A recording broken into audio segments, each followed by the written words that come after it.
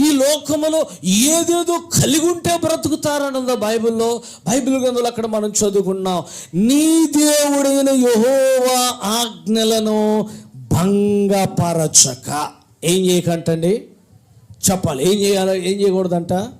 భంగపరచక అంటే ఏంటి? దానికి పర్యాయ పదం మనం ఆలోచన చేస్తే కించపరచక. ఇంకా మీకు బాగా అర్థం కావడానికి ఏమంటాం చెప్పండి? ఏమంటాం? ఇన్సల్ట్ చేయక. ఏం చేయకంటండి? ఇన్సల్ట్ చేయక.